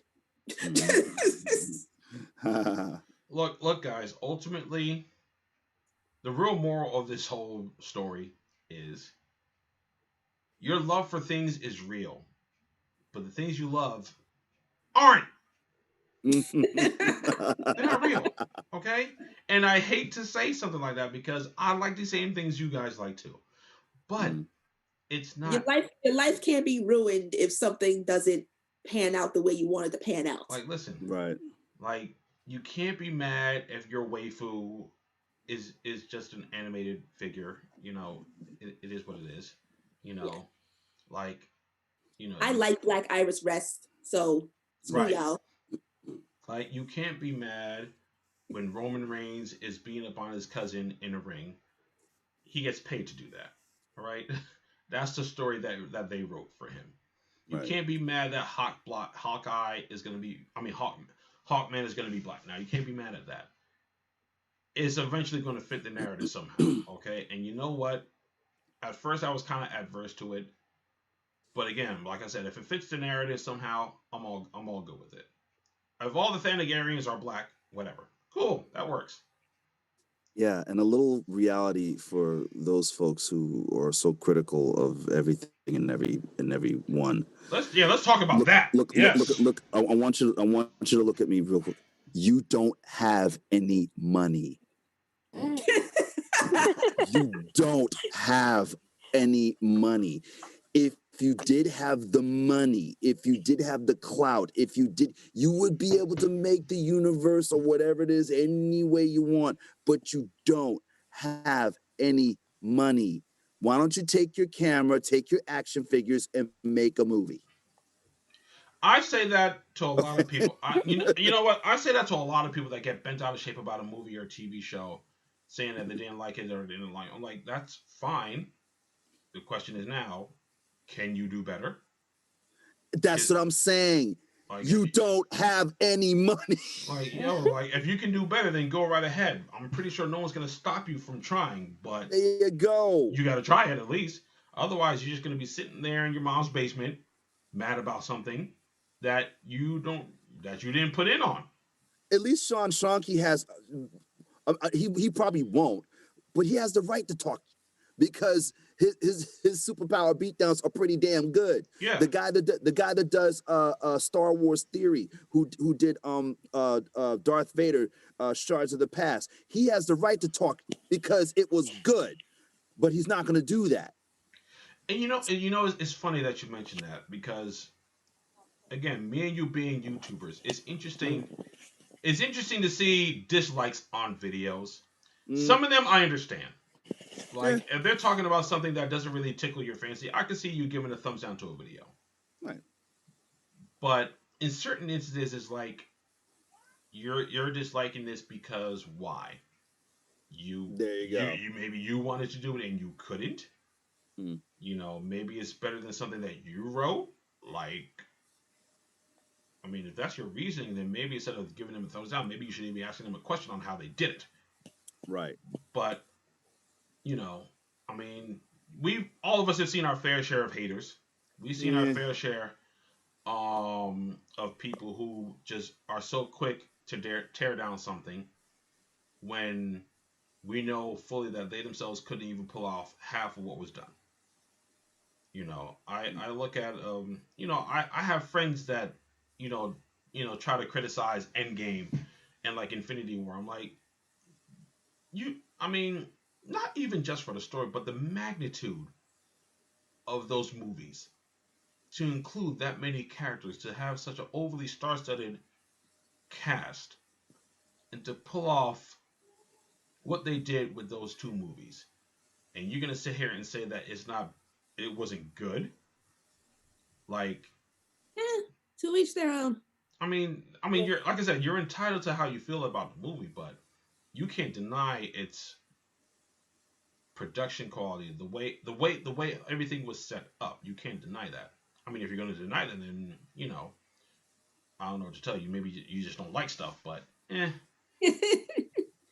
don't know. I mean, again, I'll go on record to say that I like Infinity War more than I like Endgame. I can say that. I don't have a problem saying that. But again, I like the entire MCU. You know, are there things that they could have done better? Of course there are. There's always room for improvement. Don't get me wrong. There's always room for improvement with everything. But unless you can do better, you can't continue to go on like you created it and they screwed it up. You didn't create it. Sorry, you didn't create it. So you can't be getting all bent out of shape because it wasn't to what your specifications were. Right. So I don't know. This is we're not out of the woods yet with this kind of mentality. We're not. I can only imagine, like you said, Josh, it's just going to continue to grow.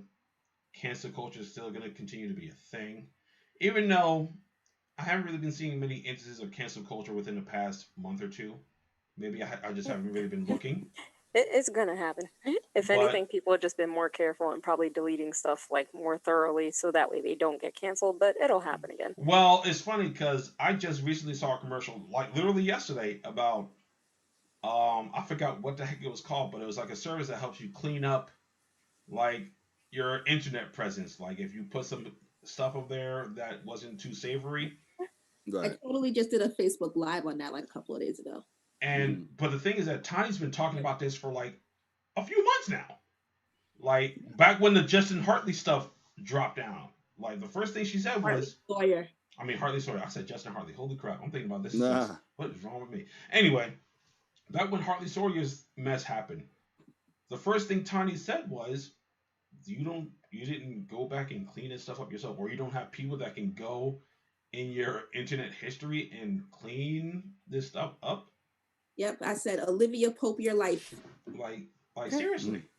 Like how could you I mean, granted it happened years ago, but like you don't go back and look through your history and see like, oh, this doesn't sound too good. Let me get rid of that. Yeah. Because there are going to be people that are going to be out there looking for specifically those type of things to try to get you blacklisted. Yeah. It is what it is. Like even the people, even the people who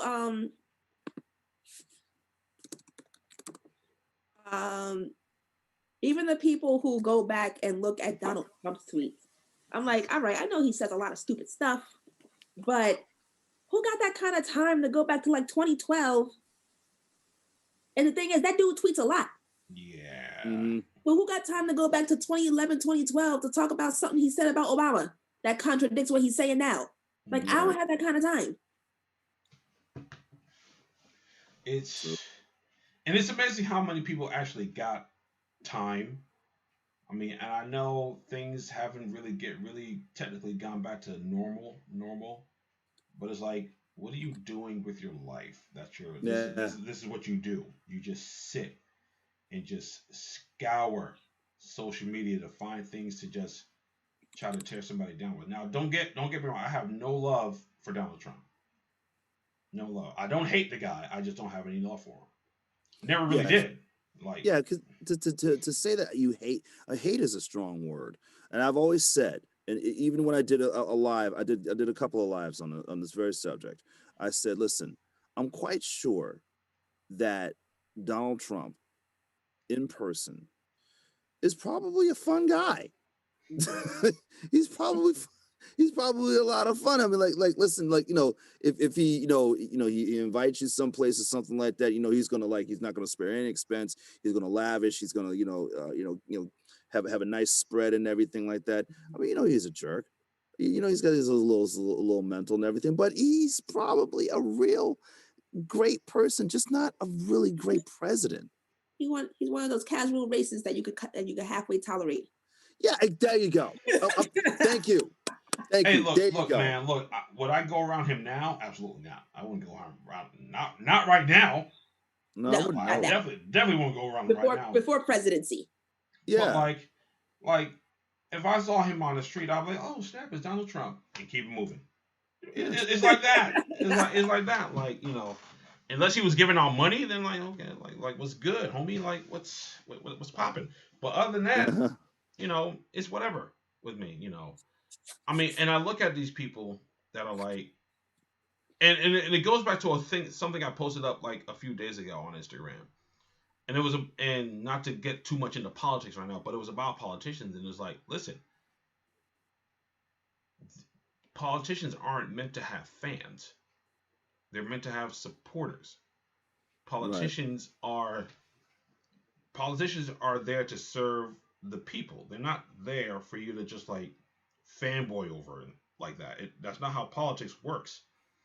If you support them on their policies and what they have put in place, but That's it. In fact, here it is right here. I say this to Beto fans, Trump fans, all fans of politicians. It is un-American, ridiculous, and dangerous to be a fan of a politician. They aren't pop stars. Support them if you agree with their policies. Criticize them when they go wrong.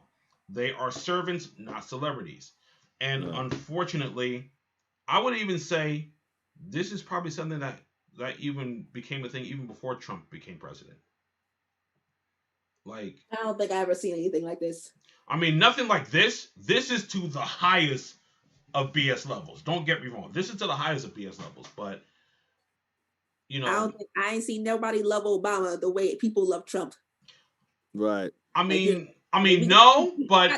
we got his family photos mixed in with our family photos. That's about it. But I was gonna say, but like, word exactly. That's how I was gonna say. I was gonna say it's not like Donald Trump levels, but we did kind of start doing that with President Obama. We kind of started looking at him more like a celebrity than our president. You know, I mean, think about it. How much merchandise was sold with the Obama family's faces on it. Like, it was all over the place. You couldn't get away from it. Like, we don't really remember that with any other president. I mean, aside from the Chia stuff, which was for as far back as I can remember, at least every president in my lifetime had a Chia pet. I don't even know if Chia pets still exist. But I mean, right now, I mean, again, and I have to say this for people watching, Trump isn't stupid. Okay, he's really not dumb. He's not dumb. That's debatable. Look, like, does he make rash decisions without thinking things through? Of course. But at the end of the day, he's not inherently dumb. I've said it before and I'll say it again. He has one job: to get you to buy what he's selling. That's it. That's his job. Now, despite whatever failed businesses he's had before, that is ultimately his job: to get you to buy what he's selling. Right. And he knew exactly who to sell to. He knew exactly who to sell to. That's why people are treating him the way they're treating him right now, because he made his business, or he made himself, or made a lot of money off of being like a celebrity businessman. That's what he does. Like, think about it. He's had no real opinion on anything political. A lot of things he says are just his opinions on what, in his wild mind, he would do, or just to be contrarian for contrarian's sake. Now that he has the job, well, look at what he's doing right now. Like, listen, I got no love for both of these candidates really, but I can honestly say 4 more years of Trump is probably not a good idea. I mean, if we're going to be real, it's probably not within the best interest of the American people. On both sides. On both sides. Yes, I'm talking about both sides. On both sides. You know, like, listening, like I said last night, watching the vice presidential debate, Pence seems more presidential than Trump. That's only because he's been in politics a lot longer. As far as I know, he's been in politics a lot longer. And this kind of coincides with what we've been talking about. You know, there's a certain mindset that comes with being involved with things like that. And being involved with things like this, even being involved with the geek and nerd universe. There's a certain mindset that you should hopefully have when you go into these things. Like, you have a love for things on this creative level. You have a love for things on a technical aspect. You know how these video games get made, like behind the scenes stuff. Like, I just watched the other day the breakdown of the PS5. I've never watched that before. I've never watched a breakdown of a system, but for some reason I watched it this time. It was interesting. You know, if you genuinely have a love for something, you'll try to find an appreciation for all facets of that thing. Like when people go to these comic book conventions and they sit and talk with the writers and inkers and, you know, drawers of these comic books, That's them showing their interest in all facets of it, not just Batman or Superman or Right. Iron Man.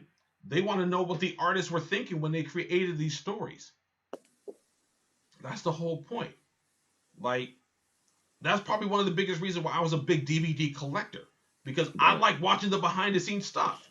I mean, now we can watch that stuff on YouTube, so it's not a big deal.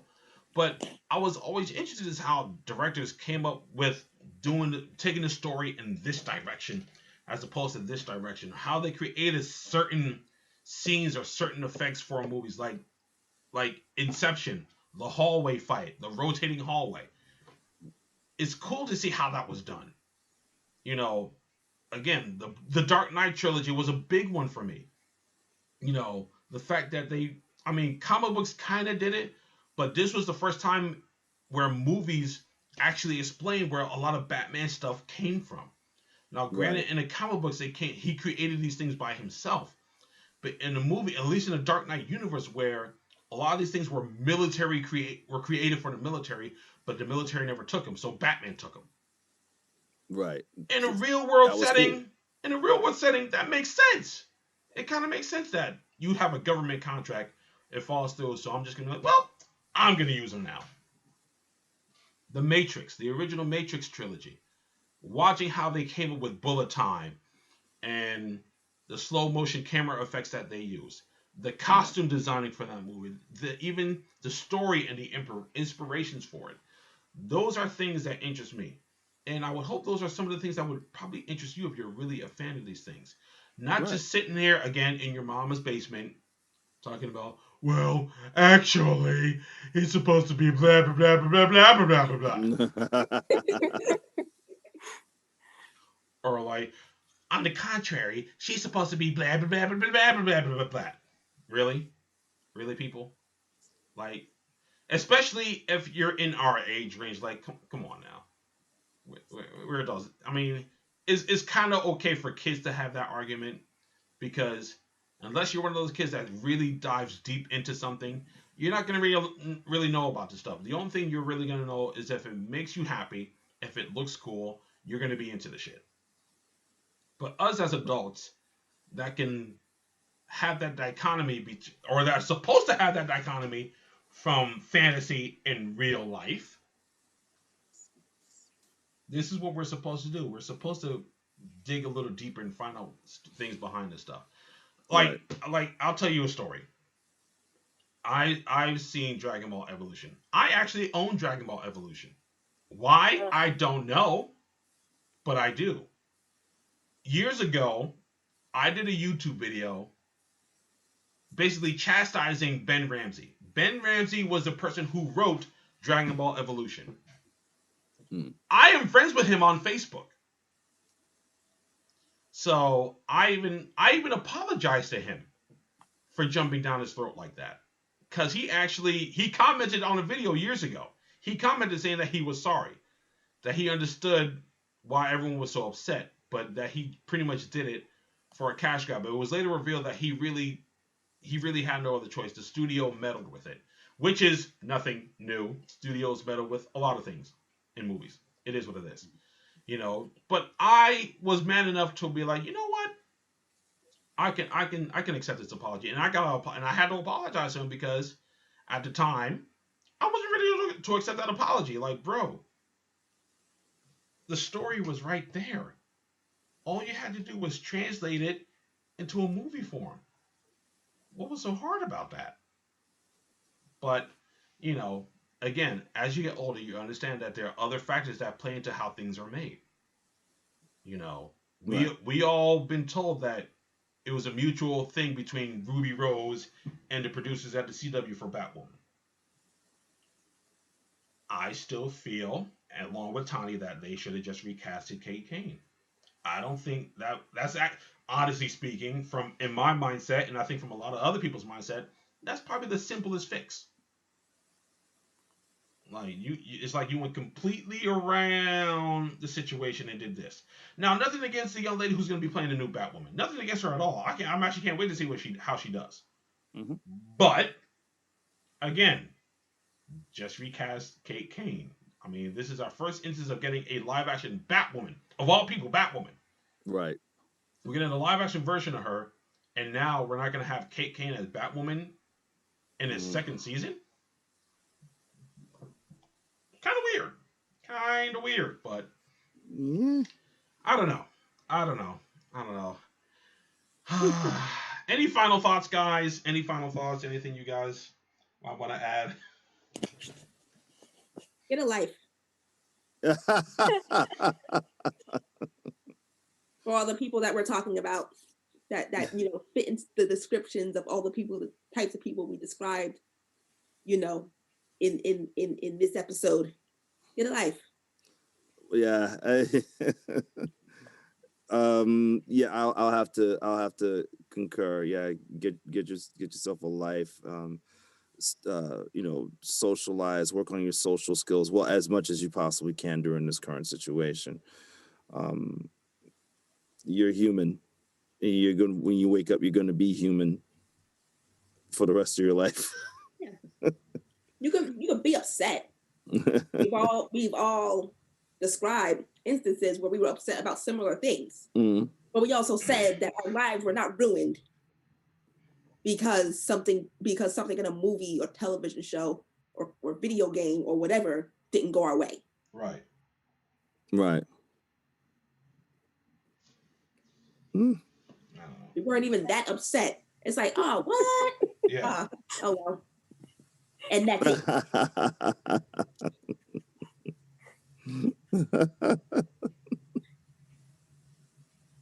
Joss, anything to add? I will also concur. I mean, bashing on things is not a life if people are going to think that that's just what they do and that's what they enjoy. But if they enjoy being a troll, then it's like, I don't know if any of you guys have watched the show What We Do in the Shadows. Yes. But, Colin Ferguson? Is that his last name? Yeah. He's an energy demon. So there's an episode where he basically is being a troll online.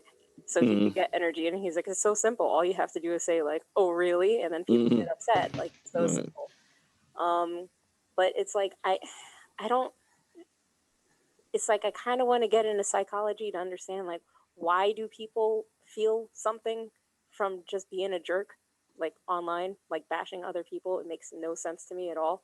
But at the same time, if they're, like, shy and they have no other way of figuring out how to make friends, how about rather than bashing somebody for liking something you like, but not liking it the same way, you learn from them why they like it. Just ask the simple question. Right. Oh, hey, you're a fan. Why do you like it? And then you might see something from a completely new perspective. Like, if you're a gamer and say you love, like, I don't even know. I don't even know what game to pick. Let's say Tetris. So simple. Like, everybody could play it. It's nothing too difficult. There's the people that sit there and memorize, like, how many frames it's going to take for a Termino to drop for them to be able to get a high score. Whereas other people will be like, I just like playing it because it's soothing and I like the music. Like, just, there's going to be a connecting factor because guess what? You're all playing Tetris. Why are you upset? Right. So it's just like, breathe and learn from other people. And nobody's judging you except for the fact that you're being an asshole rather than you just expressing your opinion without being an asshole. Take that away and then you're just like everybody else and everybody could see your point of view. So right. This world is a lot bigger than you. Yeah. So stop trying to piss against the wind, man. I mean, it's a lot bigger than us as individuals and the things we like. Right. It's a lot bigger than that, so I think once people realize that, which is probably not going to really happen because if they haven't realized it now, they're not going to. But we can only hope, really. We can only hope because, to live the life of a troll, I don't imagine it being very rewarding in the grand scheme of things. It's probably rewarding now because you're eventually getting satisfaction from making somebody upset for no reason. But eventually, unless you plan on living alone for the rest of your life, then, I mean, good luck. I mean, that's all I can tell you. So Like, as much as I love the things that I'm into right now, I know that outside of those things, I still have an actual life to live. Right. Those things are just fun things to do to pass my time. Right. They are not my entire life. Yeah. Now, if it's something like filmmaking, that's a different story. You know, for some people, they just live to make films, and that's okay. You know, but again, to sit behind a keyboard and to just basically rant and rave about something that someone probably doesn't really even care about as much as you think. That's the other thing too. Like, a lot of you people get so impassioned about something, and then people are just looking at you like, are you okay? Because you seem to be way too into this thing than you should be. And it's not that, like, you know, listen, would I dress up as Goku at some point? Sure, I dress up as Goku. I like Goku. I'm more of a Vegeta fan, but sure, I dress up as Goku. But that doesn't mean I'm going to be standing on the top of a mountain screaming my head off trying to turn into a Super Saiyan. Right. Super Saiyans don't exist. Kryptonians don't exist. As much as I would like to have the powers to fly, I know that's not real. So I'm not gonna jump out of a building thinking I can save somebody by flying down. I'm gonna hit the ground. That's the only thing I'm gonna save. Maybe I don't know, but no, we there's just certain things we have to get past, people. Understand? You have to be able to recognize what's a pastime and what's truly affecting your life, whether it's a positive or a negative. Right. If it's a positive, if you're doing something, if what you like drives you to work for a comic book company or work for a video game design company or to make movies or whatever, then cool. Half of the people that are doing these things right now are doing it because of the love they have for it. But if your only claim to fame is getting butthurt and then jumping on the keyboard and be like, well, excuse me, sir, it's actually supposed to be blah, blah, blah, blah, blah, blah, blah, blah, blah, then I don't know what to tell you. Get help or something. Like, I don't know. I don't know what to tell you. Like, seek counseling or something. Talk to someone. There you go. Counseling. Yes. Like, I don't know what else to tell you, folks. I don't. But, well, you know, truth be told, actually, there is a guy on YouTube that to the best of his ability, he's a martial artist, and he was able to recreate some of the video game moves. Well, the realistic ones anyway. He wasn't shooting no fireballs or anything. Are you talking about Eric Jacobus? I think it's Eric Jacobus, and there's another fella. Like, look, if you can parlay what you like into something like that, yeah. Like I've seen plenty of videos where, like, masons and blacksmiths are creating weapons from video games. I've seen those. Yeah, that's one thing. Like, if your passion will take you that far, cool. That's dope. I've seen people make Trunks' sword, the Sword of Omens, the Sword of Power, the Buster Sword. I've seen those. That's dope. Yeah.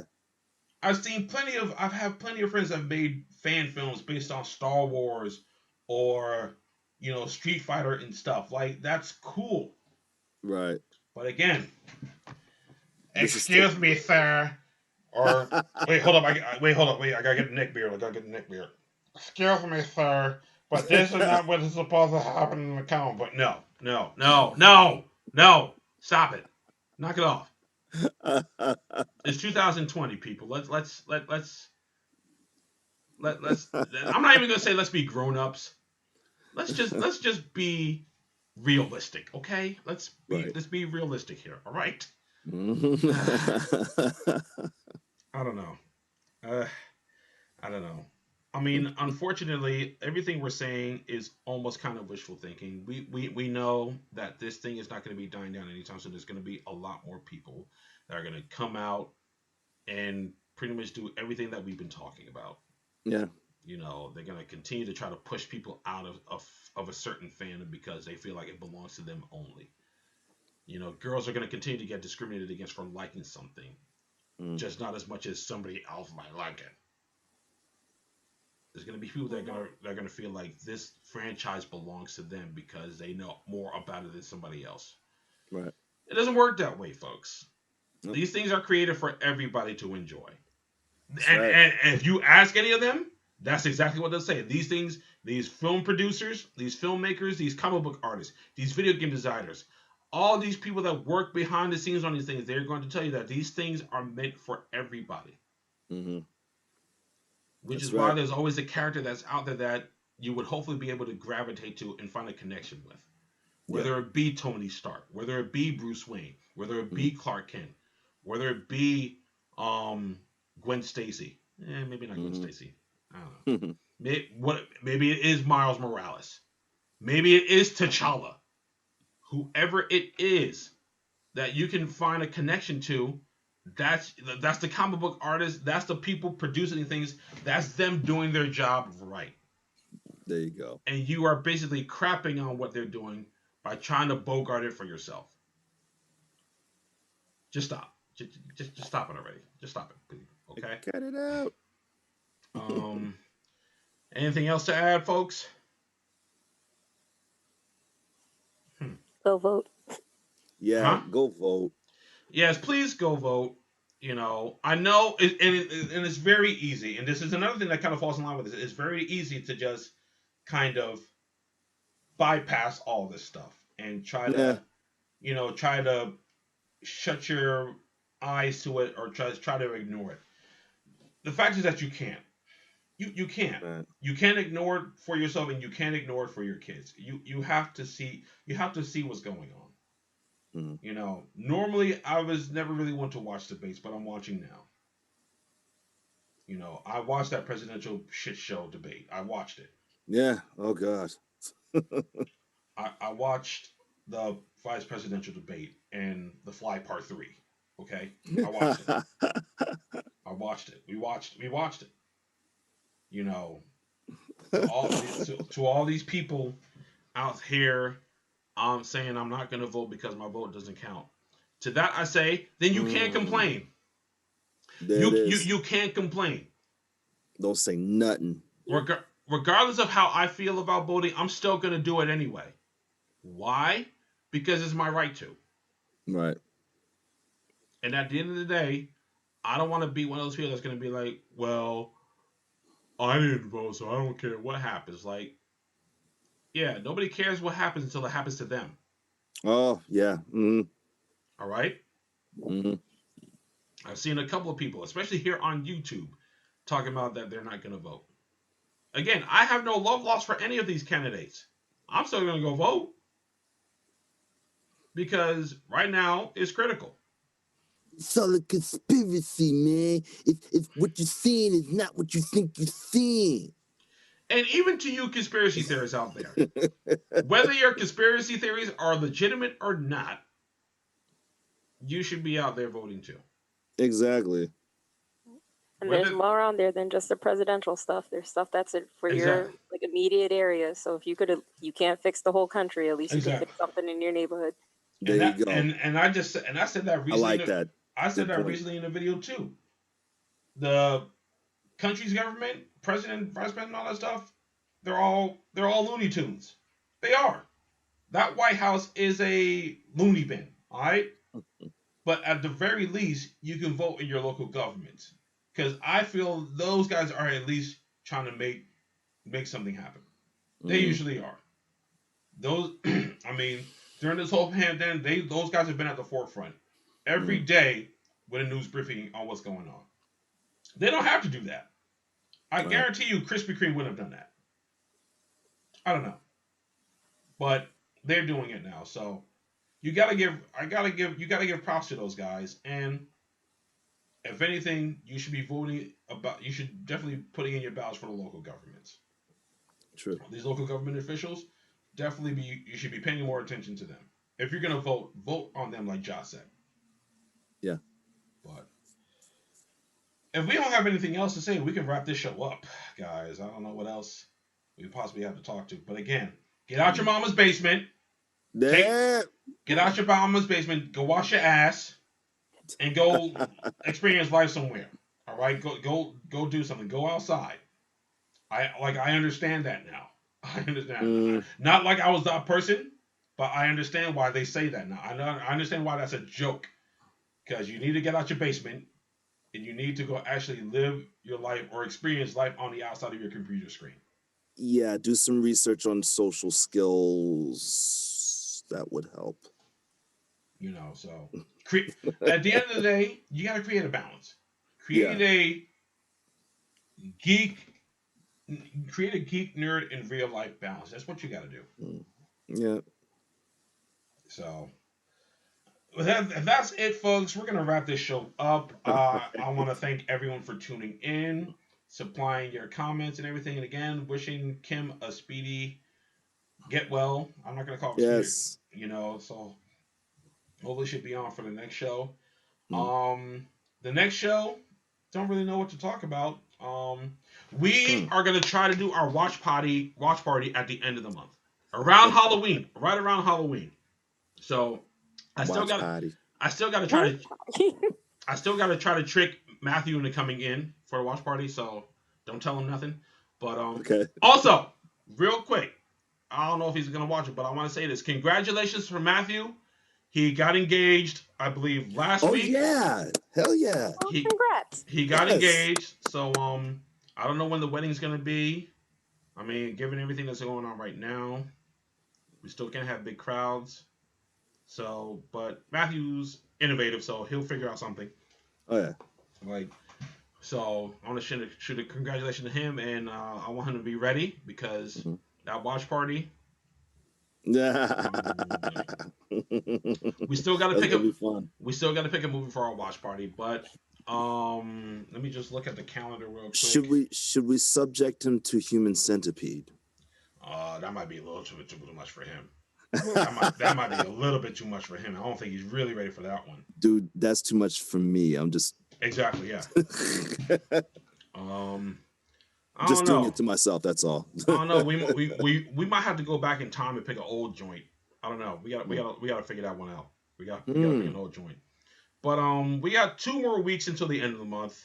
So we're gonna definitely do our watch party towards the end of the month. But in the meantime, we got 2 weeks left. So if there's something you would like for us to talk about or for us to cover in the next show or the next 2 shows, please send your suggestions our way. Again, Facebook, Instagram, Discord, and even here on YouTube. We are open to your suggestions, and we really greatly appreciate them. Again, quick shameless plug. Please like, share, comment, and subscribe. Hit the bell right next to the subscribe button. And you can follow us on all our social media platforms. Aside from that, as always, the council has spoken. My bad, I'm sorry. I want to thank Joss for coming in.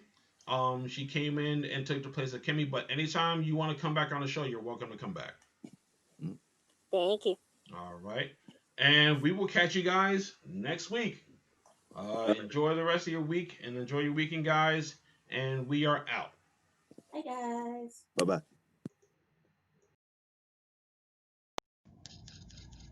You were watching Council of the Blurs, a geek-cast. The council has spoken. End transmission. You were watching Council of the Blurs, a geek-cast. The council has spoken. End transmission. You were watching Council of the Blurs, a geek-cast. The council has spoken. End transmission. You were watching